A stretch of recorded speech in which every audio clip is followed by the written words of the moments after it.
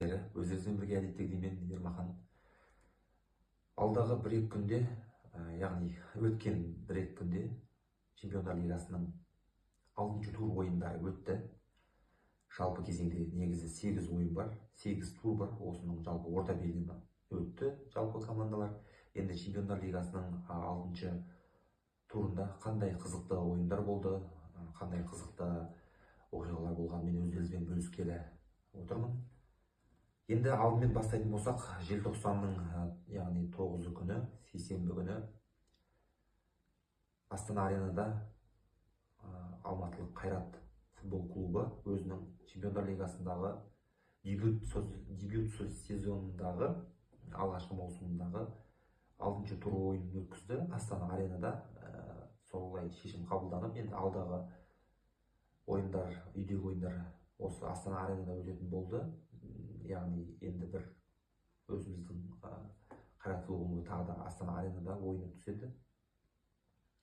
Ол ойын 20 қаңтар күні болады, яғни келесі жылы.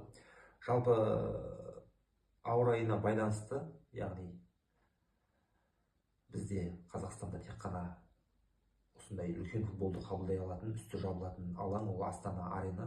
Сондықтан да осы Астана аренада өткізген дұрыс деп шешім қабылдаған екен клуб басшылықтары. Сондықтан да өте дұрыс деп ойлаймын. Жалпы енді бейтарап жанкүйерлер де келді деп ойлаймын. Жалпы нақты ақпарат бойынша 19.463 адам келді деп хабарлады. Енді жақсы, осындай ауа райына қарамастан 19.000 адамнан асып келіп жатса алаңға, өте керемет деп ойлаймын.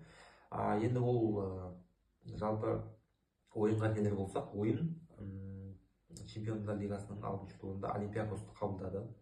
Олимпиакос ол Грекияның чемпионы.